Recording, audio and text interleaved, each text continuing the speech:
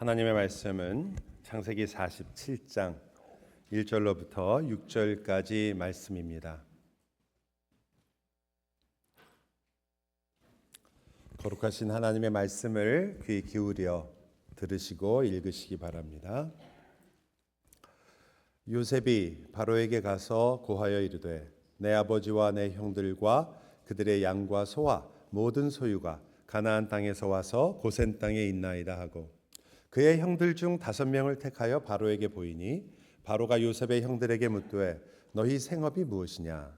그들이 바로에게 대답하되 종들은 목자이온데 우리와 선조가 다 그러하니이다 하고 그들이 또 바로에게 고하되 가나안 땅에 기근이 심하여 종들의 양떼를 칠 곳이 없기로 종들이 이곳에 거류하고자 왔사오니 원하건대 종들로 고센 땅에 살게 하소서.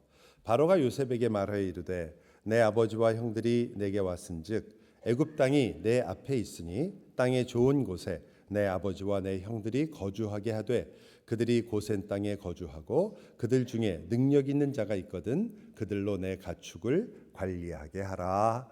아멘. 저희가 46장 47장에 걸쳐서 크게 3가지 부분을 함께 다루고 있습니다. 첫 번째 부분은 뭐였냐면 야곱의 그 자손들의 족보였어요. 기억하세요? 야곱의 자손들 쭉 70명의 그 명단이 쭉 나왔었죠. 그것을 우리가 함께 보면서 하나님께서 얼마나 신실하게 이 약속을 끝까지 이루어 가시는가를 살펴봤었습니다. 두 번째는 이 야곱하고 요셉하고 만나요. 드디어. 참 역사적 장면이죠. 그 아버지 죽은 줄 알았던 아들, 그것도 20년이나 완전히 죽은 줄 알고 있었던 아들을 드디어 만나게 됩니다. 그리고 그때 그 아버지가 이제 나를 놓아주셔도 나는 족합니다 라는 하나님의 약속이 이루어지는 순간 우리가 어떠한 만족을 누리게 되는가를 우리에게 보여주는 그런 장면이 나옵니다. 오늘은 그것에 의해서 마지막 3번째 부분인데요. 이건 장소에 대한 이야기예요. 여러분이 아시는 것처럼 야곱과 그 가족은 어디로 가게 됐냐면 고센 땅에 지금 가 있습니다. 왜 하필 고센일까? 여러분 지도를 한번 보세요. 고센이라는 곳이 여기 있는 곳이에요. 이렇게 까만데 하얗게 이렇게 나옵니다. 여기 위에 지중해라고 보이시죠? 다른 건 너무 이렇게 관심 가지실 필요가 없고 그 밑에 보면 고센이라고 나와요. 보이시나요? 네, 그 고센 땅에 있는 그 고센 땅으로 간 건데 여러분이 보이시는 그 강이 옆에 있는 강이 그 유명한 나일강입니다. 나일강의 삼각주 지역이에요. 나일강의 삼각주는 세계 문명 발상지가 될 정도로 가장 비옥한 땅들입니다. 그 땅 중에 좀 동쪽에 있는 땅이에요. 그래서 동쪽에 있는 땅이고 사실은 농경지보다 오히려 목축에 좀 더 잘 사용할 수 있는 땅이라고 지금 알려져 있는데 정확하게 그 고센 지역에 어디였는지는 모릅니다. 하지만 고센 지역에 있을 것이라고 우리가 대충 그 지역은 특정할 수가 있는데 딱 정확히 집기는 굉장히 어려운 것 같아요. 그리고 그 밑에 보면 시나이 반도가 있고 저 바로 그 고센 지역에서 지금 살게 된 바로 그 지역입니다. 그런데 우선 이 땅의 첫 번째 특징, 이 땅이 무엇이냐 만약에 여러분이 묻게 되면 왜 하필 이 땅이냐? 이 땅은 말 그대로 좋은 땅이었습니다. 그렇지만 좋은 땅인데 별 볼 일 없던 땅이에요. 자, 왜 그러느냐? 고센이라는 이름이요. 과연 이게 언어학적으로 본다면 어디에 뿌리를 두고 있는가? 당연히 애굽에 있는 지명이니까 애굽에서 나온 말이라고 생각하지만 사실 애굽에 있는 여러 지명이 꼭 이집트어에서 나온 건 아닙니다. 이 고센이란 말은 어이없게도 히브리어 근원을 갖고 있어요.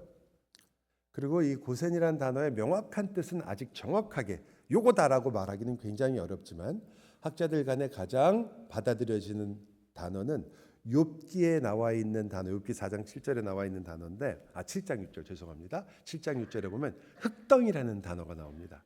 고센이라는 말은 흑덩이라는 그 단어와 가장 밀접한 관계가 있습니다. 그러니까 이게 좀 아이러니한 거예요. 자, 가장 좋은 땅이다. 분명히 바로가 얘기하잖아요. 좋은 땅 중에 고센 땅이 있어라. 거기가 좋은 땅이다. 그런데 좋은 땅인데 이름은 흙더미예요. 그냥 너무 이름이 너무 이름이 안 어울리잖아요. 적어도 메소포타미아 뭐 이런 식으로 멋있는 이름이 있어야 되는데 이건 그냥 이름 자체가 흙더미예요. 그러니까 별 볼 일 없는 이유가 아마 당시에 애굽 사람들한테는 큰 관심을 끌지 못했을 땅인 거죠. 그 땅으로 가게 됐습니다. 근데 이 이름이 모든 걸 말해주진 않지만 너무나 그리스도인의 삶, 신자의 삶하고 너무 가까운 단어예요. 좋은데 별 볼 일 없더라. 왜 그러냐면요. 이런 거죠. 세상으로 본다면 굉장히 좋은데 그러나 신자에게는 그 땅이 그들의 목적이 아니다. 자, 여기 보면요. 이스라엘 사람들, 즉 야곱의 자손들이 내려갔어요. 내려가서 그 땅에서 이제 살게 될 텐데 좋은 땅을 받았습니다. 근데 그 땅에 영원히 살 것이 아니죠. 이들의 목적은 어디 있어요? 가나안이잖아요. 그러니까 자기의 목적이 가나안인 사람한테 이 땅은 별볼일 없잖아요. 이 땅이 목적이면 이 땅에다가 모든 걸 다해서 모든 노력을 다 바쳐갖고 이 땅을 어떻게 하겠지만 목적이 가나안인데 여기다 왜 모든 힘을 쏟아요? 그렇게 되기 때문에 내가 가치 있게 여기는 것이냐에 따라서 달라지는데 그건 흙더미와 같은 거죠. 크리스찬 성도들에게도 마찬가지잖아요. 세상은 귀중한 곳입니다. 좋은 것이 많아요. 예, 여러 가지로 얼마나 즐거운 일이 많습니까? 그렇지만 그러나 이곳이 우리의 목적이 아닌 것도 확실하죠. 왜? 우리가 여기다 가치를 두지 않기 때문입니다. 세상과 같은. 저희는 어릴 때 보면 저도 어릴 때 모든 가치의 가장 중요한 것은 그 당시에 죄송한데 일본 말이라 다마라는 것하고 딱지였습니다. 지금은 구슬이죠. 그것이 제 인생의 모든 가치를 결정하던 거였어요. 그걸 얼마큼 갖고 있느냐? 거기에 따라서 저의 인생의 판도가 달라졌습니다. 모든 친구가 저를 우러러볼 수도 있고 무시를 당할 수도 있었으니까요. 그게 모든 것이었어요. 근데 제가 중학교에 올라가서 어머니한테 어머니 용돈 좀 주세요 그랬는데 어머니 그래 딱지하고 만약에 그 구슬을 주셨다면 제가 그걸 받으면서 고마워했을까요? 어머니 이게 제가 아직도 뺀 줄 아세요? 그러겠죠. 똑같은 구슬이에요. 똑같은 딱지지만 뭐가 다 바뀐 거예요? 제가 바뀌었죠. 가치관이 바뀌었기 때문이죠. 그래서 그것을 받고도 전혀 기뻐하기는커녕 화가 날 겁니다. 아니 왜 이런 걸 주나 이렇게 생각을 하겠죠. 여러분도 지금은 돈이 최고 같죠? 여러분도 지금 세상 살면서 내가 편안한 몸, 건강 이게 최고 같죠? 아닐 수 있단 말이에요. 여러분의 가치관이 바뀔 수 있으며 또 바뀌어야 된다고 성경은 말하죠. 여러분은 마음을 어디다 두는 사람입니까? 이 세상에 있는 보이는 것이 아니라 보이지 않는 세상을 알고 있고 보이지 않는 것에 나의 마음을 두려고 하는 사람들이잖아요. 여러분이 진짜로 가치를 여기는 것은 이 땅에 있는 것만은 아니란 말이죠. 이 땅에 있는 것은 하나님의 형상으로서 당연히 쓸모없거나 무시하거나 버리라는 말이 아니라 이 땅도 소중합니다. 여러분 그래서 열심히 일하는 것이고 여러분이 열심히 여기서 일하고 얻은 것으로 또 다른 이들을 돕기도 하고 우리 가족을 먹여 살리기도 하고 모든 이들을 성실하게 합니다. 그러나 이곳이 여러분의 목적과 최고 가치는 아니죠. 여러분의 최고 가치는 어디 있습니까? 먼저 그 나라와 그의 의를 구하라. 이게 우리들의 최고 가치잖아요. 바뀌었거든요. 여러분 가치가 바뀌면 사는 것도 바뀌어야 되는 거 아니에요? 네, 그게 우리가 속상한 거예요. 그게 제가 딱지를 가장 가치를 여길 때랑 그 다음에 이 한국 은행권을 귀하게 여길 때랑 파란 돈을 귀하게 여길 때랑 달라지는 거 아니에요? 근데 여러분은 예수를 믿었는데 가치가 안 바뀐 것처럼 산단 말이죠. 이제는 영원한 것을 알고 있고 그것에 따라서 내 삶이 변화되어야 되는데 그것이 안 나온다면 그러면 하나님께서 여러분에게 당연히 엄중하게 얘기하시겠죠. 너는 왜 분명히 너의 모든 것이 바뀌었는데 너 이제 장성해졌고 어른이 되어가고 있는데 아직도 여전히 이 세상과 내 앞에 있는 것들에 눈을 팔고 사느냐. 당연히 혼나는 거예요. 그리고 혼나기 때문에 여러분이 매일 그렇게 속상하듯이 아각거리시는 거죠. 막 속이 상해서 왜 나는 왜 이렇게 안 되나? 나는 왜 풀리는 게 없나? 나는 왜 힘이 드나? 내 생활은 왜 이렇게 어려우나? 여러분이 여러분이 진짜로 추구할 것을 추구하지 않고 다른 것에 흔들려서 살고 있으니까 여러분이 힘들죠, 당연히. 안 그렇겠어요? 여러분, 제가 아까 말씀드린 것처럼 제가 딱지를 막 주머니에 넣고서는 고등학교에 가가지고 친구들한테 야, 이 딱지다, 너 이거 얼마나 비싼 줄 아니? 그러면 매밖에 더 맞겠어요? 누가 제 친구를 하겠어요? 근데 우리가 하나님 앞에도 자랑하는 게 똑같으면 옛날하고 나 이번에 이렇게 됐다. 이것이 잘 풀렸다. 이것이 나에겐 성공이다. 그것이 아직도 똑같다면 그거는 우리가 다시 한번 생각해 봐야 되는 거죠. 그래서 고세는 우리에게 참 중요한 의미입니다. 좋다. 하나님이 주신 거니까. 하나님이 우리에게 살라고 하신 곳이니까 우리가 성실하게 이곳에서 살며 내 달란트와 내가 가지고 있는 재능을 가지고 이 땅에 많은 것들을 우리가 행할 수 있습니다. 그러나 이게 목적은 아닌 거죠. 바뀌었어요. 이제 예수 믿기 전에는 이게 목적이었죠. 당연히 이거 잘 되면 다 잘 되는 거니까. 하지만 이제는 더 좋은 게 있다는 걸 알게 된 거죠. 다시 말하면 언제 우리가 이러한 가치의 변하게 되느냐? 더 귀중한 보배를 알게 된 겁니다. 그리고 여기서는 구약에서는 그게 가나안 땅이에요. 근데 우리는요, 예수 그리스도예요. 하나님의 나라, 예수 그리스도. 그게 우리의 보배가 된 거죠. 그러니까 다르게 사셔야죠. 당연히 보배로운 그리스도를 우리가 가지고 있으며 그것을 바라고 있다면 우리의 삶이 변하는 것이 너무나 당연합니다. 이게 첫 번째고요. 이 고센 땅은 두 번째로 제가 이제 5가지를 얘기할 거예요. 근데 갈수록 조금씩 어려워져요. 그러니까 처음에는 조금 조시더라도 뒤로 갈수록 정신을 좀 차리셔야 돼요.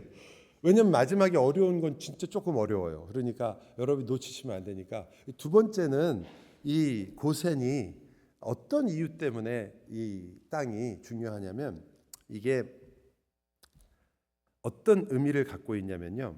문맥적으로 의미를 갖고 있고 이 부분은 우리가 이미 다뤘기 때문에 아주 간단하게 설명을 드릴게요. 요셉이 형제들한테 이런 얘기를 해요. 너 아버지한테 가서 당신들의 아버지한테 가서 이렇게 얘기하십시오라고 뭐라고 얘기하냐면 이제 당신 모든 가족들이 와서 고센 땅에 머물며 나와 가깝게 하소서라고 얘기하고 그 다음에 뭐라고 말하냐면 흉년이 아직 5해나 남았으니까 당신과 당신의 내가 아버지를 봉양하겠습니다.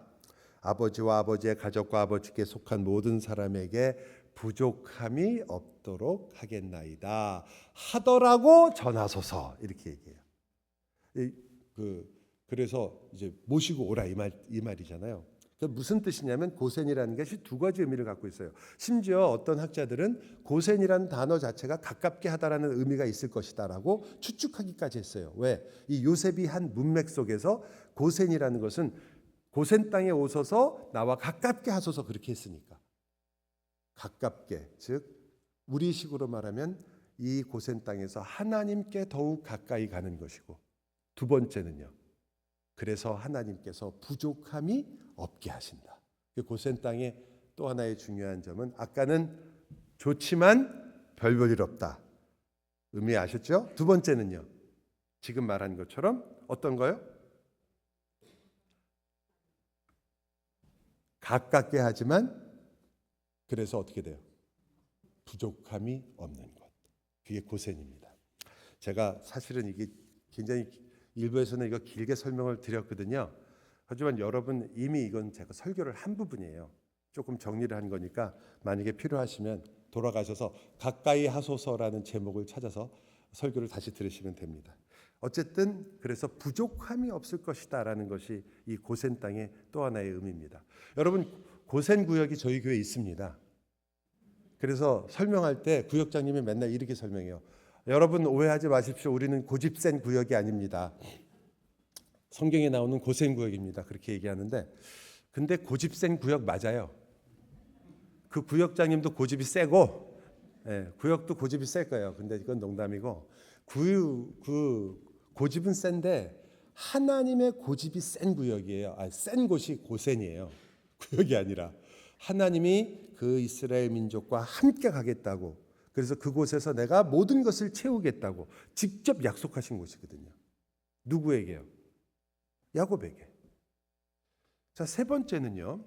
분명히 그렇게 가깝고 그래서 하나님의 부족함이 없게 하는 곳이기도 하지만 세 번째는 먼 곳이에요. 누구에게 먼 곳이냐? 애굽인들에게 먼 곳입니다. 애굽인들은 목축을 싫어합니다. 그래서 이 요셉이 이스라엘 백성들이 그곳에 살게 함으로써 이제 애굽인들과 구별되게 살게 하는 거예요. 그러니까 고센, 즉 애굽 땅에 들어왔는데도 불구하고 이 세상에 물들지 않고 하나님의 백성으로서의 자기의 정체성을 지키고 살 수 있게 된 거예요. 그걸 우리가 구별한다, 거룩하게 한다라고 표현하죠. 그래서 가깝게 왔지만 그러나 동시에 애굽인으로부터는 먼 곳이죠. 하나님의 사랑과 보호에는 가깝고 어디에서 멀어요? 세상으로부터는 먼 곳이 되었습니다. 분별된 곳, 구별된 곳이 됐죠. 그것은 신약에서 우리가 알고 있는 하나님 말씀과도 정확하게 부합되는 말씀이잖아요.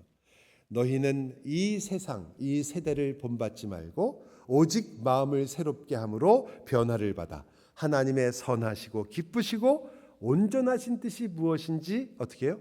분별하도록 하라. 너희는 세상과 어떻게 됐다는 거예요? 구별된 자다. 근데 그 구별된 자에게 성경은 계속해서 이야기합니다. 내게 주신 은혜로 말미암아, 내게는 바울입니다.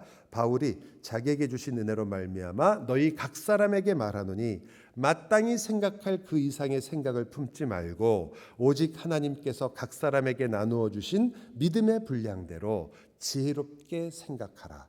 이 세상과 너희가 구별되었다. 그러므로 이 긴 구절을 여러분이 생각하시면 어떤 내용이냐면 한마디로 말하면 너희는 하나님께서 주신 은사와 그 모든 것에 따라서 마땅히 생각할 그 이상을 너무 우리식으로 아는 척하지 말고, 그리고 뭐라고 말하는 거예요? 믿음의 분량대로. 지혜롭게라는 말은 이런 뜻이에요. 겸손하게 생각해라. 참 이 중요한 구절인데, 왜냐하면 이스라엘이 이것을 못했거든요. 이스라엘이 하나님이 자기를 구별했다, 선택했다, 이거는 참 잘 알았어요. 그래서 나는 너희들과 다르다. 그리고 심지어는 너희들은 다 틀렸다. 그리고 어떻게 돼요? 자기도 모르게 자기 자신만이 가장 높은 자리에 있는 거라고 생각한 거죠. 이스라엘이 그것을 알았을까요? 아마 몰랐을 거예요. 예수님이 지적을 할 때도 그들이 그것 때문에 예수님이 지적을 많이 하는데도 자기들이 교만할 때 그것을 깨닫기가 그렇게 어려웠던 거죠. 그래서 우리가 알 수 있습니다. 고센 땅이라는 그 의미 속에는 분명 하나님의 사랑에는 가깝고 세상으로부터는 구별되는 먼 곳입니다. 고센은 하나님께 가깝고 세상에서는 먼 구별된 곳이에요. 그래서 겸손한 곳입니다. 그 교회고 하나님의 백성인 거죠. 이것이 하나님의 백성의 자리, 고센의 세 번째 의미입니다. 네 번째 의미는, 네 번째까지 굉장히 빨리 가잖아요. 다섯 번째가 어려워서 그래요. 네 번째는 우리들이 너무나 잘 아는 의미입니다. 고센을 설명할 때 항상 같이 올 수밖에 없는 거예요. 나그네 땅입니다. 고센은.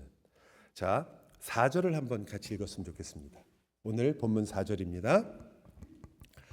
그들이 또 같이 읽어 시작. 그들이 또 바로에게 고하되 가나안 땅에 기근이 심하여 종들의 양떼를 칠 곳이 없기로 종들이 이곳에 거류하고자 왔사오니 원하건대 종들로 고센 땅에 살게 하소서. 이게 지금 바로에게 요셉의 형들이 하는 말입니다. 바로가 한 말을 6절을 한번 보세요. 6절 바로가 한 말입니다. 6절 시작. 애굽 땅이 내 앞에 있으니 땅의 좋은 곳 내 아버지와 내 형들이 거주하게 하되 땅에 거주하고 그들 중에 능력이 있는 자가 있거든 그들로 내 가축을 관리하게 하라. 자, 여러분이 그냥 읽었는지 안 읽었는지 한번 보겠습니다. 이 두 구절에서 비슷한 말 같은데 다르게 쓰인 단어는 그들이 고센 땅에 거주하고 그들 중에 능력 있는 자가 있거든 그들로 내 가축을 관리하게 하라. 자, 다른 말은 4절과 6절이 다른 말은 다시 해드려요. 이제 4절 보여주시죠. 자, 종들이 이곳에 거류하고자 왔사오니. 자, 뭐가 틀려요? 둘이? 여기선 거류, 6절에서는 거주. 히브리어로도 다른 말이에요.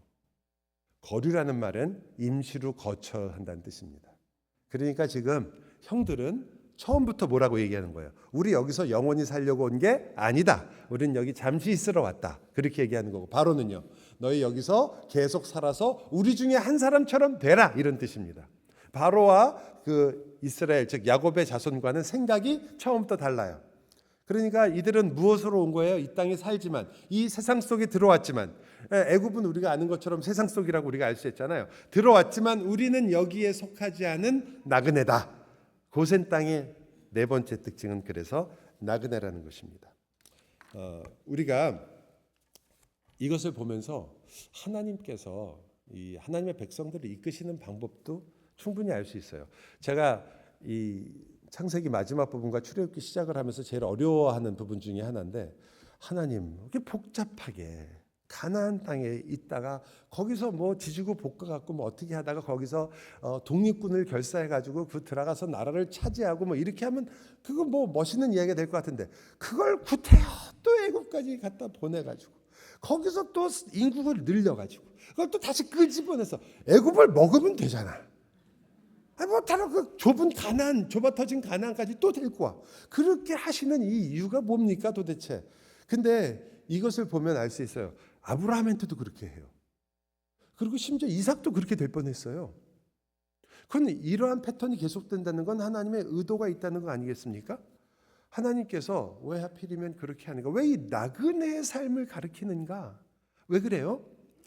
심지어 아브라함과 이삭과 야곱에게 하나님께서 가장 정확하게 가르치시는 것은, 너희들이 눈에 보이는 그 가나안 땅을 내가 너희에게 약속으로 주었지만 그 땅을 가보니까 어때요? 그 땅은 우리가 아는 것처럼 막 음식이 많고 먹을 게 많고 막 너무너무 좋은 땅이냐? 아니더라는 거죠. 갔더니 간 첫 해에 기근이 들었어요. 이 기근이 그때 한 번 들고 만 게 아니라 이삭 때도 들었어요. 이제는 야곱 때도 들었어요. 이런 땅에 왜 살아? 그런데 그 땅이 약속의 땅이라고 얘기하시는 거예요. 그리고는 계속해서 다른 곳으로 자꾸 왔다 갔다 하게 해요. 이 말은 이런 의미가 있는 거예요. 하나님께서 이 가나안의 땅을 하나님이 약속하셨는데 이 땅이 끝이 아니구나. 이것은 히브리서에 가서 아주 명확하게 해석이 됩니다. 이렇게 얘기합니다. 믿음으로 아브라함은 그 아브라함이 이방의 땅에 있는 것 같이 약속의 땅에 거류하여, 약속의 땅에도 어떻게 해요? 거류하여. 약속의 땅도 뭐라는 거예요? 여기도 임시로 있을 곳이에요. 눈에 보이는 곳이니까. 이게 영원한 곳이었으면 아브라함 이 땅에서 영원히 살았어야지. 지금 우리를 만나줘야죠. 역시 하나님의 택함을 받은 하나님의 백성들은 한 2000살은 사는구나, 4000살은 사는구나, 이렇게 하면서 놀라게 만들어야지 우리를. 근데 그게 영원한 땅, 하나님의 진정한 약속의 땅이 아니라는 것을 가르쳐주는 거예요. 동일한 약속을 유업으로 함께 받은 이삭과 야곱과 더불어 장막에 거하게 하셨다. 그 다음 10절인데요. 이게 제일 멋있죠. 이는 그가 하나님이 계획하시고 지으실 터가 있는 거룩한 성을 바라게 하려고 하는 거다. 영원한 나라, 이걸 바라게 하려는 거다. 그래서 아브라함은 가나안에 살면서도 이방인처럼 살았고요, 애굽에서도 이방인처럼 살았습니다. 왜요?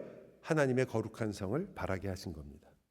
여러분, 만약 여러분이 하나님을 믿고 있는데 하나님을 믿는 이유가 결국은 이 땅에 있는 것을 내가 가지고 누리고 여기서 행복을 취하고 모든 것을 누리게 하기 위해서라면, 제 생각에 여러분은 예수님을 꼭 믿을 필요가 없어요. 그건 이 땅에서 좋은 걸 하실 거면요, 드라마에 나오는 것처럼 이 돈이 있는 곳에 가시든지 아니면 건강을 주는 곳으로 가시든지 뭐 이런 걸 약속하는 곳으로 가세요. 제가 전에도 말씀드렸잖아요. 구약은 그러한 우리 눈에 보이는 것들을 일부러 약속을 해요. 왜? 그때는 영적인 예수 그리스도가 오시지 않았기 때문에 이 눈에 보이는 걸 가지고 하늘에 있는 걸 설명을 하는 거예요. 너희들이 자식이 많은 것, 이게 바로 하나님께서 너에게 자손을 번성하게 하여 복 주시는 방법이다 라는 것을 알게 해서, 이 자식을 주시는 것이 바로 하나님께서 우리에게 복을 주시는 영원한 나라를 이렇게 설명해 주시는 거구나 알게 하는 거예요. 그런데 이제는 여러분이 아시는 것처럼 그리스도가 오셔서 여러분이 누려야 할 복이 무엇인지를 알게 하시고 진짜 복을 가져다 주셨단 말이에요. 영생의 복이라고 말하는 복을 가져다 주셨어요. 그러니까 이제 더 이상 여러분의 복에 대한 개념과 그 가치 판단의 기준이 달라졌기 때문에 여러분은 이제 없어질 것들에 여러분의 마음을 다 주지는 않는단 말이에요. 이게 마치 내 인생의 목적처럼 살지 않는다고요. 그래도 충분해요. 그래도 여러분은 충분히 행복해. 그래도 여러분은 충분히 만족할 수 있어요. 왜? 여러분에게는 영원한 생명이 있으니까. 근데 여러분, 바꿔서 말해보면 땅이 모든 것이라면, 여러분이 생각하는 것처럼 내가 하나님을 믿는 이유도 이 땅에서 결국은 조금 행복하게 살려는 거 아니냐. 하나님을 믿는 이유도 조금 착하게 여기서 살아가지고 나중에 무언가 착한 사람이니까 나중에 하나님이 혹 계시면 죽은 다음에도 천국이라는 곳에 혹 가지 않겠느냐. 이런 생각으로 예수를 믿고 계시다면 기독교는 아니시고요. 그것을 우리가 짬뽕 종교라고 해야죠. 짜장면도 아니고 짬뽕이에요. 그거는. 여러분, 기독교가 여러분에게 복음이라고 말하는 것은 그것을 이야기하고 있는 게 아니라 우리들이 일반적으로 생각하는 것을 너무나 많이 뛰어넘고 다르기 때문에, 그래서 우리가 그것을 이해하고 살기가 어려운 부분이 있는 것들입니다. 예를 든다면 우리는 지금 100세 시대에 산다고 그러잖아요. 그래서 여러분이 100세에 내가 거기까지 살 걸 생각해서 여러 가지 리타이어 플랜도 짜고 여러 가지 하십니다. 잘하시는 겁니다. 그것도 역시 성경에서 여러분이 앞일을 잘 준비하고 자녀들을 잘 돌보고 이런 일들을 하라고 하셨으니까 잘하시는 일입니다. 그러나 100세 시대를 살지 않아요. 여러분은 120세 시대도 아니에요. 90세 시대도 아니에요. 여러분의 시대는 영원한 시대를 삽니다.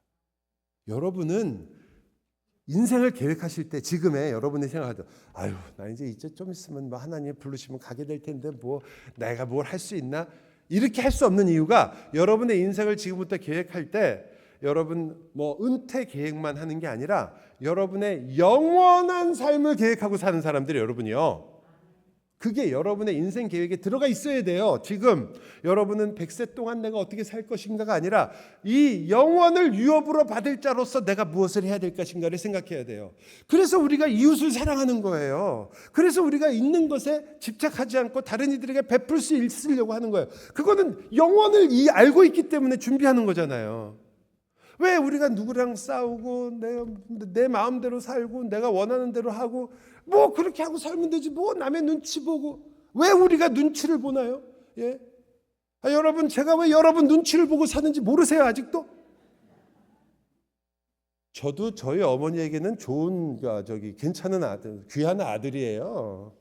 그런데 성도는 눈치 보며 사는 사람들이에요. 여러분 하고 싶은 대로 사는 사람이 아니에요. 우리는 내가 가진 것, 내 것으로 여기지 않고 다른 사람과 함께 나누는 것을 원칙으로 산단 말이에요. 왜? 100세를 산다면 왜 그렇게 살아요? 하고 싶은 대로 사세요. 내 마음 편한 게 최고지. 근데 아니잖아요. 뭘 생각하세요? 영원을 생각한단 말이에요. 영원히 살 것을 알기 때문에 여러분은 그것을 염두에 두고 인생을 살 계획을 하시는 거예요. 이것들을 내가 해야 되는구나. 하늘에 쌓아둬야 되는구나. 여기 쌓아둔 것은 다 사라질 것들이구나. 그것을 알고 살아가시는 분이에요, 여러분은. 그런데 세상 사람들이 여러분을 볼 때 왜 화가 나는 줄 아세요? 자기들하고 똑같이 100세 시대를 거기서 끝내고 살려고 똑같이 바둥바둥 거리면서 그 다음엔 죽은 다음에 꼭 천국 간다고 꼭 우기고 그러니까. 그러니까 약 오르는 거죠. 아니요, 여러분, 지금부터 영혼을 생각하면 여러분은 가진 것에 대한 태도가 달라지지 않아요? 어떤 분은 제가 아시는 그 좋으신 분이에요. 저는 이제 제가 가지고 좀 남은 재산이 있는데 이거 갖고 또 애들이 네 거다 내 거다 그런 거 꼴 보기 싫어서 다 쓰고 갈 겁니다. 그렇게 얘기하시더라고. 제가 그랬어요. 어떻게 인생을 100세에 끝날 것처럼 사시냐. 영원을 생각한다면 이걸 어떻게 해야 될지 다시 한번 생각하시라. 남은 게 있다면 내가 무엇을 위해 어떻게 살아야 될지, 나에게 남은 시간이 있다면 내가 이 시간을 어떻게 보내야 될지, 나에게 남은 건강이 있다면 그것이 무엇을 위해 쓰여져야 될지. 아니, 나를 위해서 쓰지 말라는 말 아니에요. 여러분 보고 무슨 여러분이 뭐 다른 사람을 위해서 나는 이 땅에 다른 사람을 행복하게 하기 위해서 태어났다, 이건 아니니까.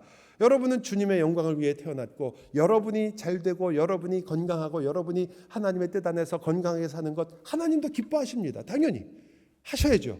그러나 그건 만은 아니잖아요. 여러분이 왜 부름을 받았는지를 잊으시면 안 됩니다. 그래서 다시 말씀드리지만 여러분은 영원을 준비하는 사람들입니다. 그러면 이 영원을 준비하는 사람들을 여기서는 어떻게 살았느냐, 고센을 통해서 뭘 보여줬느냐. 여러분, 우선 이걸 꼭 이해하셔야 돼요. 여기서부터 조금 어려워요. 요셉이요, 이들을 불러왔습니다. 고센 땅으로. 그런데 5년만 살게 하려고 불러왔어요. 아까 읽어드렸잖아요. 이제 앞으로 기근이 5년 동안 있을 거니까 아버지 모셔서 살자, 그렇게 생각했어요. 그런데 그게 몇 년 된 줄 아세요? 430년이 됐어요. 요셉이 알았을까요? 몰랐죠. 분명히 아브라함에게 예언했어요. 하지만 그게 내 때일지는 몰랐죠. 그게 설마 내 때일까? 아브라함도 애굽에 들어왔다가 금방 나갔거든요. 이삭도 들어올 뻔하다가 갔거든요. 요셉이 그런 생각을 할 리가 있나요? 그냥 이 기근만 지나자 하고 불렀는데 그게 430년이 됐어요. 자, 잘 기억하셔야 돼요. 성경에서는요, 우리가 기대하지 않았던 시간을 우리가 보내게 되는데 그것이 반드시 끝이 있는 시간, 마지막이 반드시 있는 시간. 지금 그 시간이에요. 요셉에게 그 시간, 그걸 종말적 시간이라고 그래요. 여러분과 제가 이 땅에서 지금 살고 있는데 이 땅에서 지금 얼마나 예수님이 오신 다음에 긴 시간이 지날지 우리 잘 몰라요. 우리는 설마 했겠죠. 베드로 시대, 예수님의 제자들이 있던 시대도 제자들이 전부 다 예수님 언제 오시나, 내일 오실까, 다 그러고 기다렸어요. 그래서 베드로에게 얘기한 거 아니에요. 도대체 언제 오시냐. 베드로가, 야, 너희들이 지금 그런 데 신경 쓸 것이 아니라 주님은 반드시 오신다는 게 얼마나 중요하며 그것 때문에 너희의 인생이 어떤 것인가를 알아라. 그래도 막 아각거리니까 뭐라 그랬어요? 주님께서는, 하나님께서는 하루가 1000년 같고 1000년이 하루 같다, 그러신 거 아니에요. 네. 여러분, 그 시간을 그래서 종말적 시간이라고 그래요. 우리는 반드시 마지막이 있다는 걸 알거든요. 자, 그렇게 본다면 이 종말적 시간을 우리는 어떤 방식으로 살도록 지금 말하고 있느냐. 여러분이 지금 살고 있는 시간이에요. 첫 번째는 이걸 이해를 하셔야 돼요. 종말적 시간에 내가 살고 있다는 것을 이해하셔야 돼요. 종말적 사건, 이 인생의 가장 중요한 점은 뭐냐면 마지막이 있는데 그 마지막을 하나님이 말씀하신 거거든요. 그렇기 때문에 이것은 반드시 확실한 결론이에요. 여러분, 예수님이 오시며 이 땅이 심판을 받습니다. 그거는 우리끼리 아니라도 과학자들은 우리랑 똑같지는 않지만 똑같이 태양이 영원할 거라고 믿는 과학자 아무도 없어요. 이 태양계가 영원할 거다, 그거 믿는 사람 아무도 없습니다. 언젠가는 망할 건 분명합니다. 물질 세계도 다 알고 있는 거예요. 하지만 우리는 더 정확하게 합니다. 하나님께서 이 세상의 마지막을 지금 분명하게 정해 놓으셨단 말이죠. 그러니까 그것을 향해서 가고 있어요. 두 번째 여러분이 이해해야 되는 것은 그 마지막이 나에게 약속됐다는 부분이에요. 그런데 그게 이제 어느 날인가는 예수님이 오셔서 좋은 일이 오겠지, 그때는 우리가 파라다이스 같은 천국에 가서 살겠지, 이렇게 성경이 설명하지 않고 다르게 설명을 해요. 지난주에 저희가 이사야서 46장이 본문이었다는 거 혹시 기억하세요? 참 제가 너무 야무진 꿈을 꾸는 거죠, 그죠? 이사야서 46장이었어요. 근데 샘 목사님이 그 본문을 가지고 다 이야기는 하지 않았지만 그 중에 10절이 오늘하고 굉장히 중요하기 때문에 제가 다시 한번 읽어드릴게요. 이사야서 46장 10절인데, 내가 시초부터 종말을 알리며 아직 이루지 아니한 일을 옛적부터 보였다, 그렇게 얘기해요. 자, 시초라는 것은 처음이라는 뜻입니다. 처음부터 뭘 말했다고요? 종말을 알렸다, 이 말이에요. 자, 이 말은 무슨 뜻이냐면 하나님 이 설명이 조금 더 쉬웠으면 좋겠는데요. 하나님께서 이 천지를 창조하시는 시작이 됐다고 치단 말이에요. 그리고 인간이 하나님을 거역하여 하나님을 떠나서 자기 마음대로 살려고 했을 때 하나님이 내가 그리스도를 통하여 너희를 구원하겠다라고 그런 모든 일들이 역사 속에서 진행됐어요. 근데 하나님께는 그 시간의 시작과 마지막이 사실상 어때요? 하나죠. 그죠? 처음과 나중이시니까. 그래서 어떤 일이 벌어졌냐면 이미 하나님의 시간 속에서 하나님의 역사 속에서는 그 구원을 시작하면서 구원의 일이 시작될 때 이미 여러분과 그 모든 구원의 마지막인 종말도 같이 계획하셨잖아요. 하나님이 생각 없이 하는 게 아니잖아요. 여러분이 하나님을 무뇌 하나님이라고 생각한다면 여러분이 맞을 거고, 하나님이 만약 진짜 하나님이시면 하나님은 뭘 하셔야 돼요? 계획을 하시고 생각을 하실 거 아니에요. 그러니까 여러분에 대해서도 이미 시초부터 종말을 알고 계획하신단 말이에요. 자, 그런데 아까 말씀드렸죠? 하나님이 세우시는 종말은 우리랑 달라요. 우리는 미래를 계획할 수 있지만 그 미래가 온다는 건 우리는 아무도 몰라요. 그러나 하나님이 미래를 계획하면 그 미래는 반드시 이루어지는 거잖아요. 그래서 이것을 어떻게 표현하게 되냐면, 하나님께서 마지막에 할 일이 이미 하나님 안에서 시작됐다. 언제? 시초에. 그래서 유명한 말이 나오게 된 거죠. 종말은 우리들의 구원보다 앞선다. 이 어려운 말인데 아멘이 나오니까 제가 굉장히 당황하게 되는데, 꼭 외우실 필요 없어요. 왜 이 이야기를 하냐면 이제부터 여러분이 이 이야기가 어떤 파급 효과가 있는지 알려드리기 위해서 그래요. 저희가 옛날에 좋아하던 복음 찬양 중에 내일 일은 난 몰라요라는 찬양이 있었어요. 내일 일은 난 몰라요, 하루하루 살아요. 그렇죠? 그거 뭐냐면 하나님께 다 맡기고 산다라는 찬양이에요. 우리 좋은 찬양인데, 하지만 오늘 엄밀하게 본다면 그 찬양과는 반대되는 이야기를 하려는 거예요. 여러분은 내일 일을 아는 사람들이에요. 여러분은 장래일을 알아요. 여러분의 장래가 어떤 것인지 예수를 믿은 사람은 안 되니까요. 내일도 하나님께서 여러분과 함께하는 날이에요. 내일도 하나님께서 여러분의 인생을 선하게 이끄시는 날이에요. 확실해요. 내 말이 아니라 성경에 하나님이 약속하신 말이에요. 그러니까 그건 분명한 일이에요. 내일도 선하신 하나님께서 여러분과 함께하는 날입니다. 자, 더 장래일을 얘기해 볼까요? 마지막은 어떠냐? 여러분이 어떤 사람이 되느냐? 여러분은요, 죄로부터 자유한 사람이 될 거예요. 죄가 없는 내가 될 겁니다. 여러분은 여러분이 그토록 원하시는 예수 그리스도의 인격과 성품을 닮은 사람이 될 겁니다. 그게 마지막에 나예요. 여러분은 지금도 계속 욕심과 싸워야 되고, 지금도 여전히 내 마음속에 있는 수많은 갈등이 있고, 누군가를 미워해야 되고, 내 고집을 피워야 되고, 내가 무언가 가지고 있는 것들로 내 인생을 결정해야 되는 그런 모든 것으로부터 벗어나서 여러분은 누구도 미워하지 않으며 모든 것이 정의로우며 내가 하는 말에 누구도 상처받지 않고 모든 사람이 나의 말을 이해하게 되는, 그리고 그것으로 인하여 서로 기쁨이 되는 인생이 여러분이에요. 믿어지지 않죠? 그런데 그게 성경이 여러분이 주님을 따라가는 인생의 마지막이잖아요. 그게 여러분에게 약속하신 거예요. 그걸 영화롭다고 얘기해요. 빛이 난다 이거죠, 여러분이. 그것이 여러분이에요. 그럼 이것을 어떻게 했다는 거예요? 시초부터 이것이 있었느니라. 여러분에게 구원이라는 게 시작됐다는 말은 그 미래에 있는 것들이 여러분의 오늘을 바꾸게 된다는 말이에요. 그럴 수밖에 없잖아요. 여러분, 일주일만 생각해 봅시다. 저는 잘 모르지만 옛날에 한국에서는 주택복권을 금요일날 추첨을 했습니다.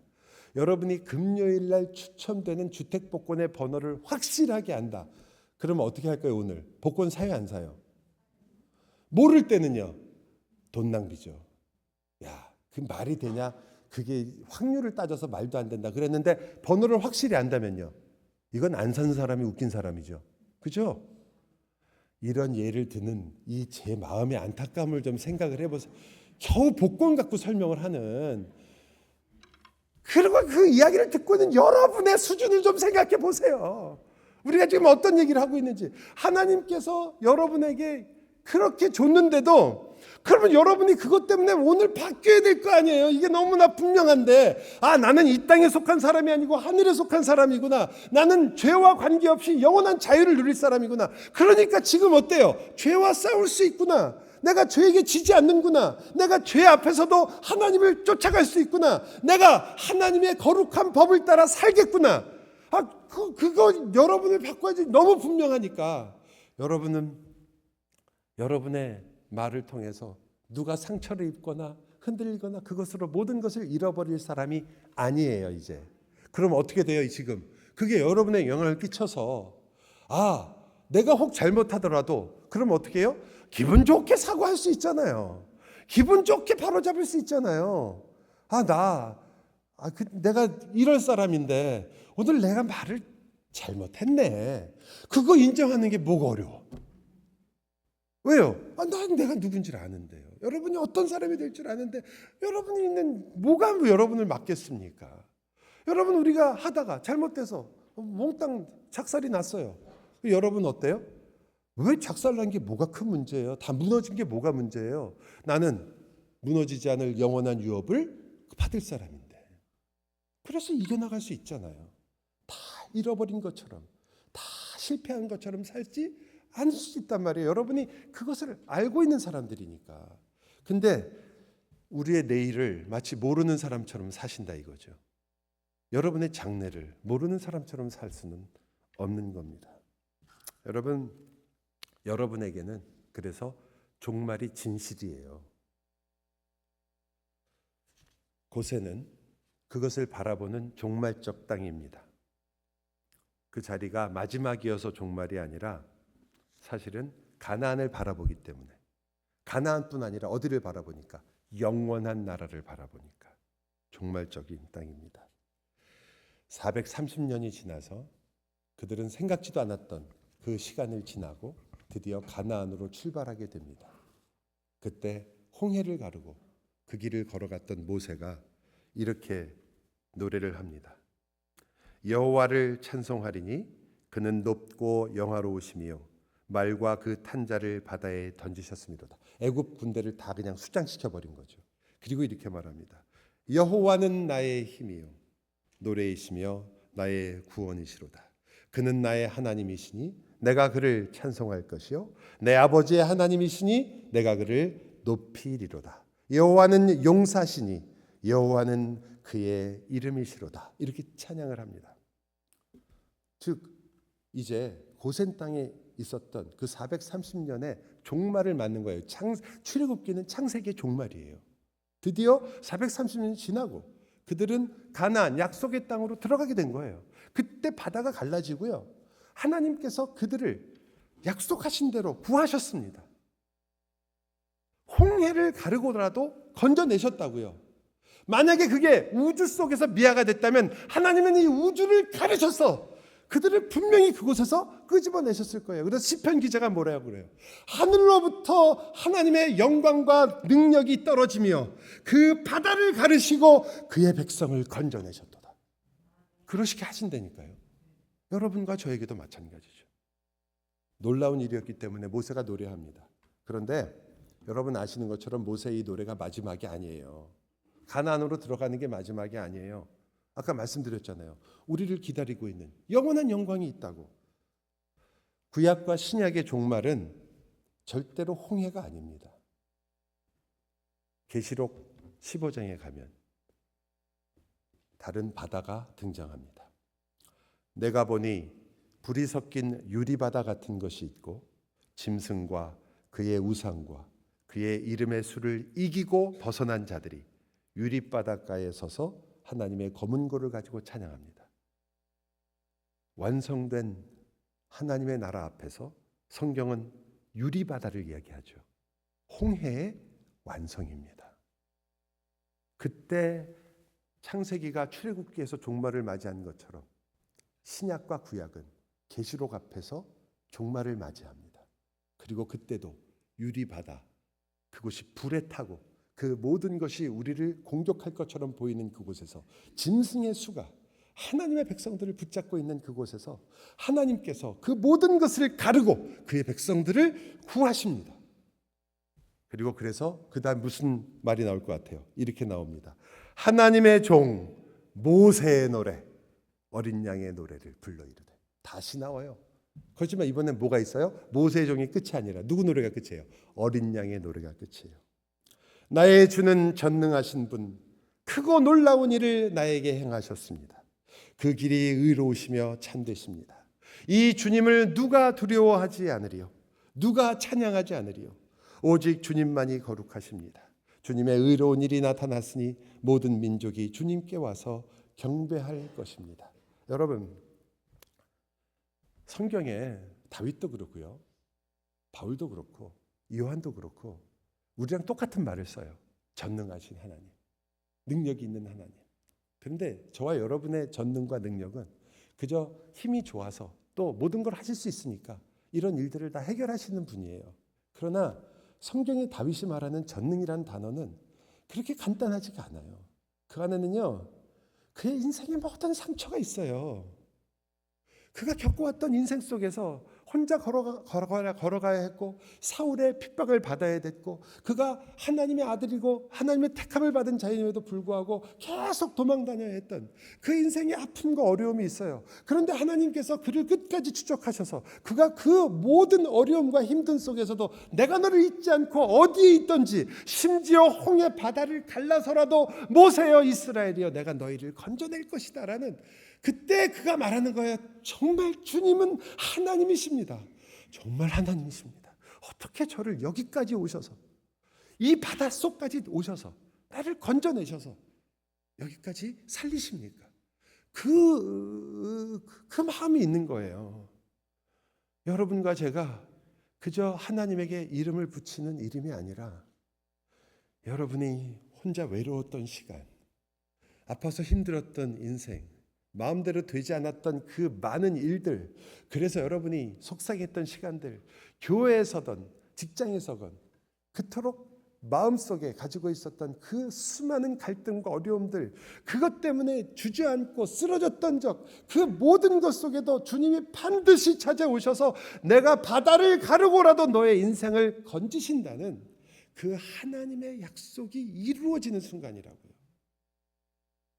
우리의 마지막이 바로 여기 있습니다. 하나님이 나에게 크고 놀라운 일을 행하셨습니다. 나를 의롭고 참된 길로 이끄셨습니다. 그러니까 어떻게 찬양 안 하냐 이거죠. 우리식으로 말하면 이런 겁니다. 나를 이 세상에서 영광스럽게 하셨습니다. 어떻게 감사하지 않을 수가 있습니까? 내 인생은 누구도 알아주지 않습니다. 여러분은 모르겠지만 제가 어느 날인가 드디어 주님 곁에 갈 때, 글쎄요, 제가 이 교회를 은퇴하고 한참 오래된 다음에 한국 가서 혹시 죽었다면 여러분이 거기까지 와서 장례식에 참여하시겠어요? 한 목사 죽었대. 그러고 끝이지 뭐. 아유, 그래 우리가 참 같이 신앙생활 잘했지. 그것만 기억해줘도 고맙죠. 아니겠어요? 제가 무슨 이름이 있겠습니까? 제가 누가 알아주겠습니까? 무슨 의미가 있는 인생이 그렇게 대단한 인생이겠어요? 제가 세상에 무슨 노벨상을 받을 만큼 큰일을 했습니까? 한강 작가처럼 무슨 유명한 소설을 썼습니까? 아무것도 한 게 없습니다. 그저 저희 두 아들을 키우고, 저도 그래도 부인이 있었다는 것 여러분과 조금도 다름이 없습니다. 그런데 그 인생을, 우주를 지으신 하나님이요, 얼마나 귀하게 여기셨는지 바닷속 가장 낮은 곳에서도 반드시 잡아서 건져내고 너를 영화롭게 하리라. 여러분, 제가 별거 아니지만요, 이 세상에 있는 모든 사람보다 왜 행복한 줄 아십니까? 세상에는 다 죄 짓는 사람만 있거든. 제가 아는 사람 다 죄 짓는 사람이에요. 제가 아는 훌륭한 목사님도 다 죄 짓는 사람들이고, 전부 다 말하면 다 실수하거나 혹은 다른 사람 속상하게 하거나 설교하면서도 죄 짓는 사람들이에요. 저까지 포함해서. 그런데 저 마지막은 저는 죄 짓지 않는데요. 그게 저랍니다. 그게 제가 누릴 영광이랍니다. 제가 성도들과 함께 만나서 얘기를 하는데 모두 다 즐거워할 거랍니다. 제가 목회를 하면서 제일 답답한 게 뭐냐면 이 세상에 말이 안 통한다는 거죠. 설교도 안 통하지만 그냥 말도 안 통해요. 이거는 저도 잘 못 듣지만 제가 얘기하는 사람도 제 말을 못 들을 때가 많아요. 서로 무슨 말 하는지 모르면서 그냥 고집을 부려요. 저도 마찬가지로. 그런 일이 안 생긴대요. 야, 말만 하면 딱딱 통한대. 시원하대요. 그 인생이 하나님이 나에게 주실 나의 모습이에요.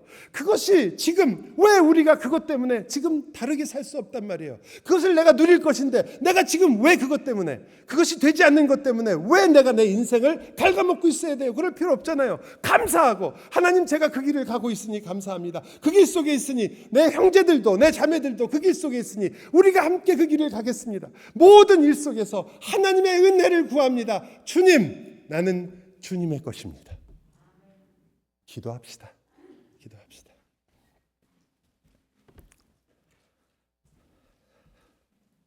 우리의 기대를 내가 생각하는 나 자신을 내가 훨씬 더 훌륭한 사람이라고 생각하는 나 자신이건 내가 너무나 비참하다고 생각하는 나 자신이건 내 기대를 완전히 무한히 뛰어넘으시는 주님, 그래서 나를 상상할 수 없는 존재로 영화롭게 하시는 주님, 그렇다면 주님, 오늘 우리가 어찌 세상과 똑같이 살 수 있겠습니까? 영원을 품은 우리들이, 우리의 완성을 알고 있는 우리들이 어찌 오늘 힘을 잃을 수 있겠습니까? 주여, 오 주님이시여, 성령 하나님이시여, 저희를 불쌍히 여기소서. 깨닫게 하시고 그 삶을 살게 하여 주옵소서. 예수 그리스도의 이름으로 기도하옵나이다.